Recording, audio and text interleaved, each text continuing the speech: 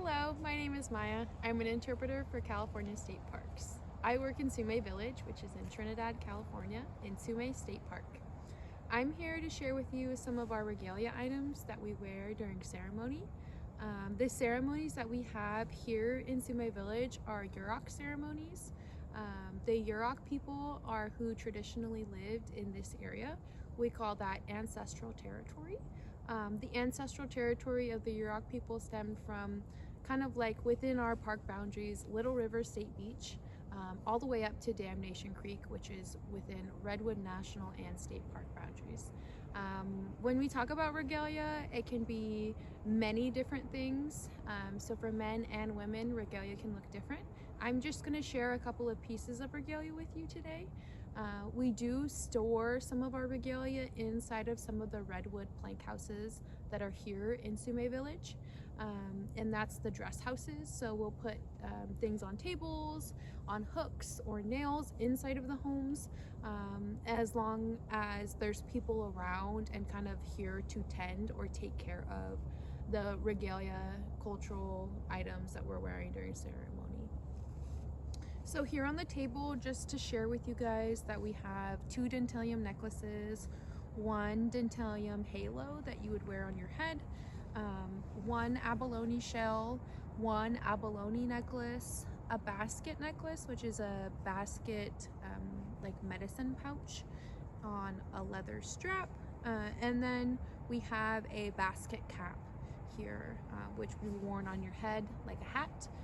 So these are some of those regalia items worn by women during a flower dance ceremony, or during like a brush dance ceremony, which typically happens here in Sue-Meg Village. The redwood plank houses that are used, which are the dress houses for the dressing or the getting ready for the ceremonies, is where you would usually see these items in like bulk or like multiple. So you could have multiple necklaces being dressed on you. So you could have 2 dentalium necklaces dressed like this, and you would wear them around your neck. Each necklace that I share with you today will have that leather backing around the neck, along with multiple strands of shells and beads.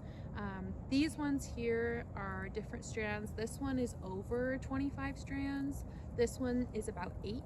So it can like differ and change between the maker of the necklaces, and sometimes it changes based on like materials and what materials you're using. Other times it can be based on like if it's for contemporary, so like everyday dress, or just for ceremony.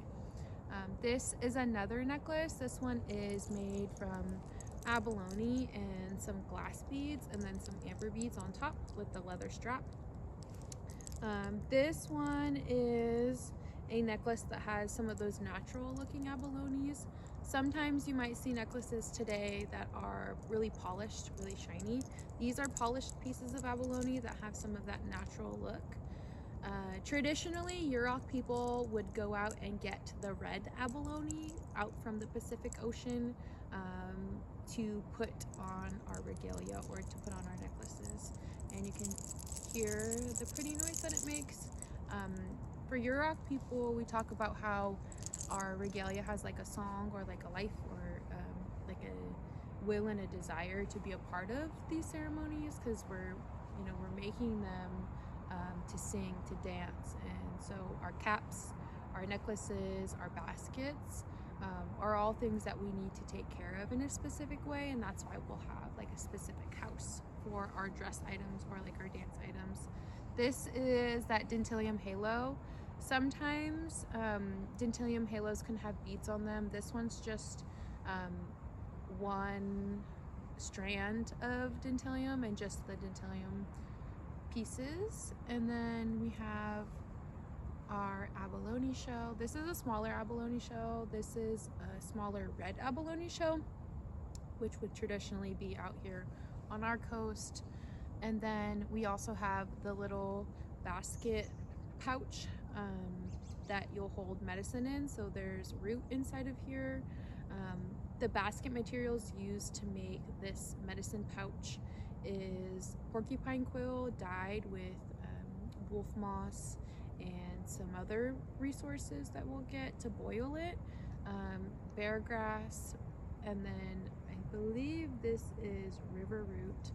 That is kind of like the outer tan layer with the hazel sticks.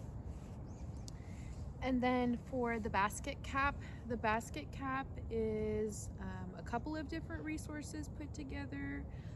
A weaver would usually determine kind of like the style of the cap. Sometimes it kind of depended on where you lived. So if you lived at Sue-Meg, sometimes there were certain styles of caps you would wear. If you lived along the river, there might be different styles that you would wear.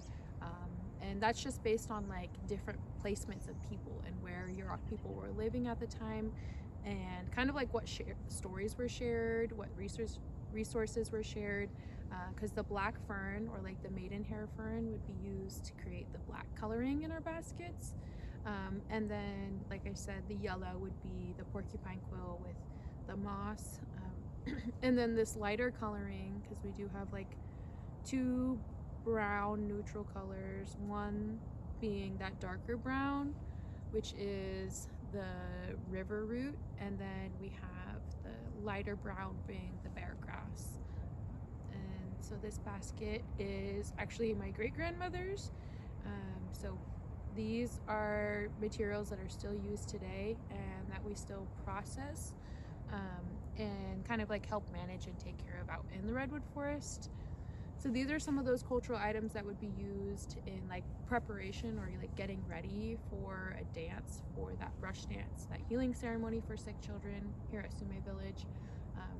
Now I'm going to share with you guys what it looks like when they're kind of put or placed inside of the redwood plank house, inside that dress house or that redwood dress house.